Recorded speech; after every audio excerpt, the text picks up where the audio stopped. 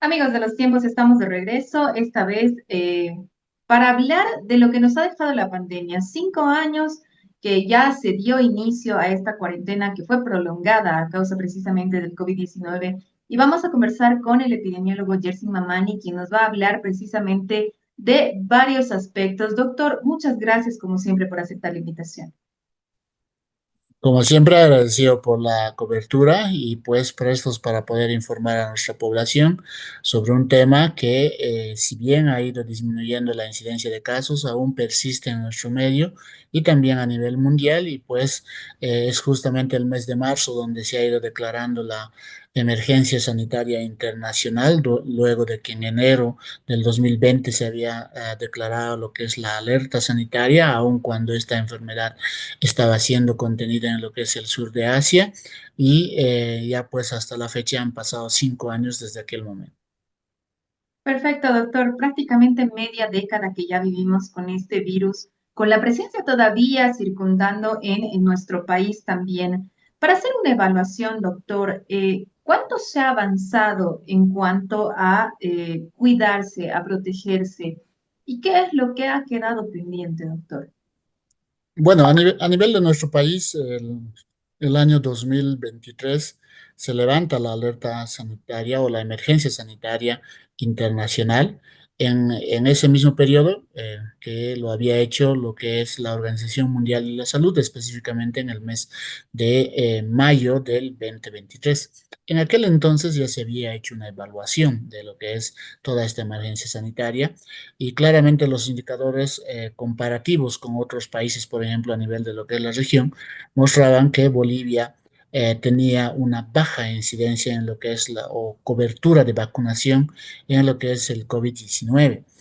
Sin embargo, también se saltaba dentro de estos reportes que pues se había avanzado bastante en cuanto a lo que es la contención de la enfermedad, la disminución de la incidencia de casos y por ende también la letalidad de lo que es la enfermedad, ¿no? Con darle un ejemplo, a nivel de toda Bolivia, en los últimos semestres de lo que es la emergencia sanitaria, hemos tenido letalidades por encima del, perdón, por debajo de lo que es el 1% a nivel de todo el país, siendo que en las primeras olas teníamos una letalidad de hasta el 9%, el caso de Cochabamba y también Santa Cruz, ¿no? Y en promedio a nivel de Bolivia de 6%. Entonces, esta disminución de lo que es la letalidad justamente se ha debido también a lo que es el tema de la vacunación. Sin embargo, como lo mencionaba hace un momento, no se ha llegado a alcanzar siquiera un 70-80% de la población con esta vacuna en lo que era esos primeros 2 años de su implementación.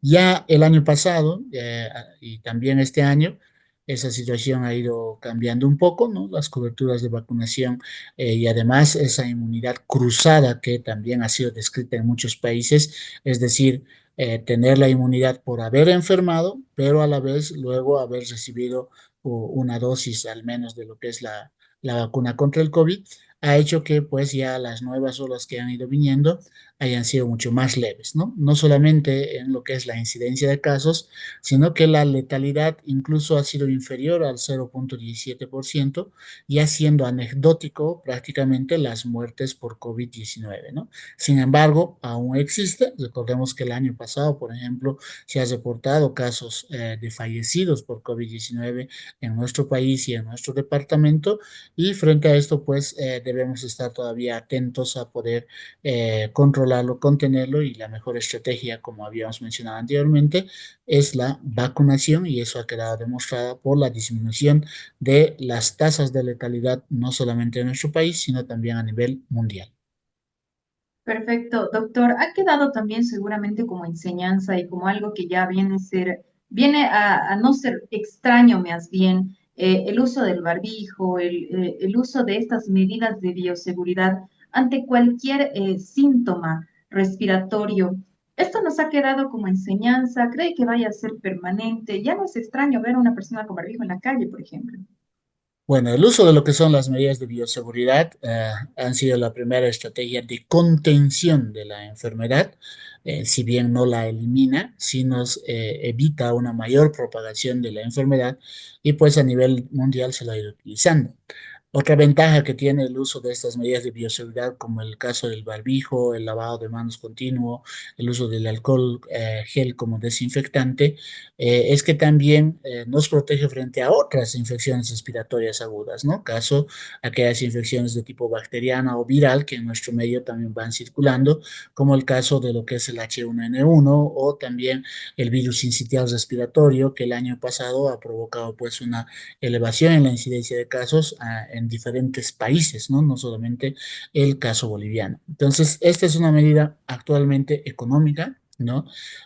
Una medida que está descrita y demostrada que nos sirve, vuelvo a resaltar, no solamente para protegernos del COVID-19, sino también otras infecciones respiratorias agudas y con ello también evitar una mayor propagación de la enfermedad, ¿no? Entonces, todas estas medidas conjuntas hacen de que pues ya estas enfermedades no generen brotes epidémicos como en años anteriores y no saturen nuestro sistema sanitario, que es lo que probablemente para la fecha no ha cambiado mucho, ¿no? Me refiero a que nuestro sistema sanitario no tiene una capacidad de respuesta adecuada frente a este tipo de situaciones donde la incidencia de casos es muy alta y no nos ha pasado solamente con el COVID-19, sino también ha ido ocurriendo con el caso del dengue, por ejemplo, también en el año 2019-20 y posteriormente el año 2023, donde tuvimos incidencias muy altas.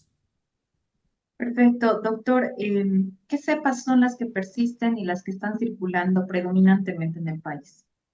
Bueno, resaltar a la población que ya para el año 2023, justamente ante el levantamiento de la alerta sanitaria, se habían descrito más de 600 mutaciones en lo que es el COVID-19, no todas ellas para volverla más severa, sino en muchos casos más bien también que han ido haciendo a lo que es el COVID-19 más débil, ¿no?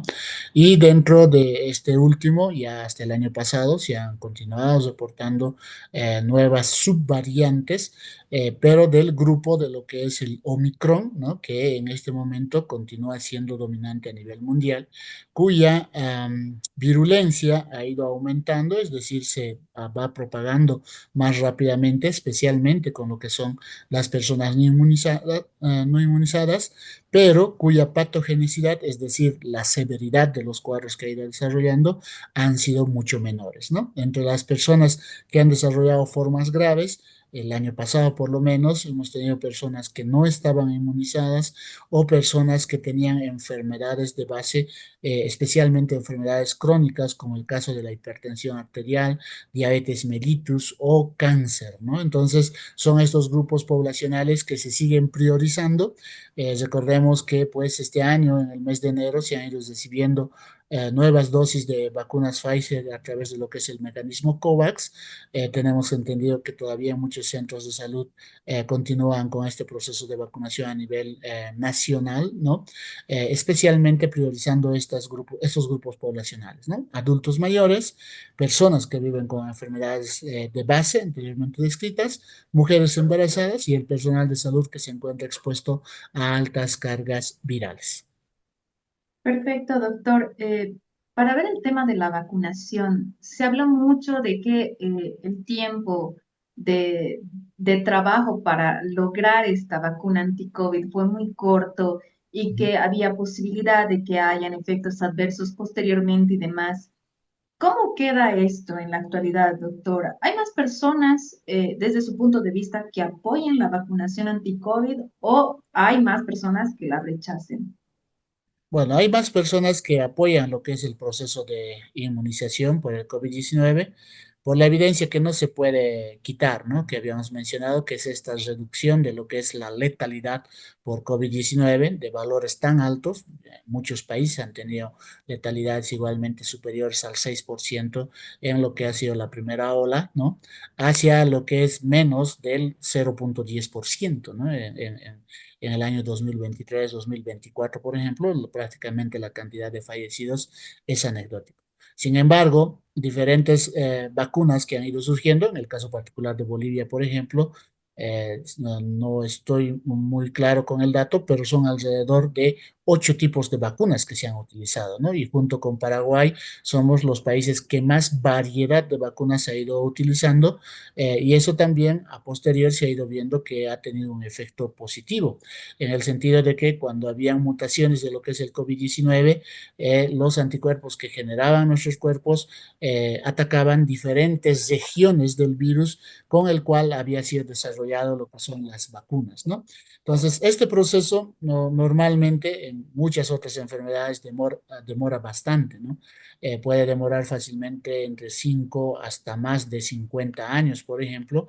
El ejemplo clásico es la vacuna contra lo que es el VIH, que hasta este momento, si bien existen ya muchas alternativas, ninguna todavía ha mostrado una efectividad mayor a lo que es el 95%, que es lo que generalmente se requiere, ¿no? Entonces, en nuestro medio hemos recibido, por ejemplo, vacunas que tenían hasta 76% de efectividad, ¿no? Estamos hablando de las vacunas de AstraZeneca, por ejemplo, o las vacunas de Sputnik V, etcétera, etcétera, ¿no? Entonces, esa situación ha generado la susceptibilidad, en el sentido de que pudiese haber generado algunos efectos colaterales que todas las vacunas tienen, y eso también hay que resaltar, ¿no?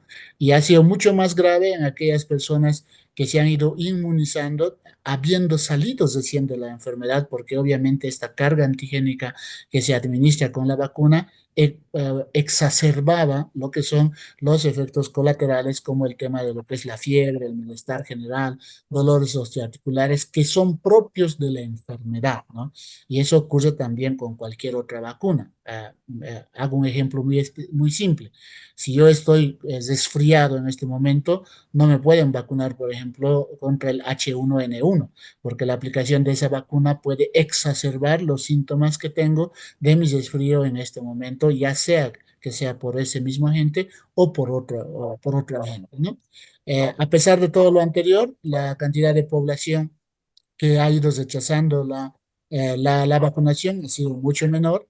En la gran mayoría de los casos prácticamente no se ha requerido obligar a lo que es el proceso de vacunación. El caso de nuestro país ha sido voluntario, cosa que no ha ido ocurriendo en algunos otros estados, por ejemplo, donde sí los gobiernos han ido obligando, ¿no?, a este proceso de inmunización.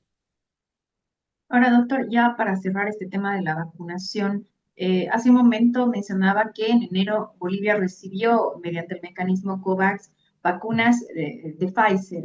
¿Qué porcentaje Ujú. de efectividad tiene esta vacuna para ver la diferencia también con las otras que antes también se estaban aplicando? Bueno, la vacuna Pfizer es la que ha mostrado una mayor efectividad y además que en las últimas versiones ha estado viniendo con lo que son las cepas circulantes de las últimas horas, es decir, se ha ido actualizando también el tema de lo que es la variabilidad de los virus del COVID-19. Esta efectividad es mayor al 90%, ¿no? En los primeros reportes se tenía 96% de efectividad para lo que es la vacuna Pfizer, ¿no? Y pues es la que también menos efectos colaterales ha ido teniendo en lo que es la población, ¿no? Lo único que se pide justamente para evitar estos efectos colaterales es que el periodo de tiempo entre la última dosis y la actual sea por lo menos de 4 a 6 meses, ¿no? Entonces, si nuestra última dosis la hemos recibido el año pasado, antes del mes de agosto, entonces ya podemos ser candidatos para recibir una nueva dosis, siempre y cuando, vuelvo a resaltar, ¿no?, seamos población adulta mayor, personas con enfermedad de base, mujeres embarazadas o personal de salud que se encuentra expuesta a altas cargas virales. Perfecto, doctor. Le agradecemos siempre toda la información que nos puede brindar y esta evaluación de estos 5 años del inicio de la emergencia sanitaria por el COVID-19. Le agradezco nuevamente por el tiempo y será hasta un próximo contacto. El agradecido soy yo y pues hasta otra oportunidad.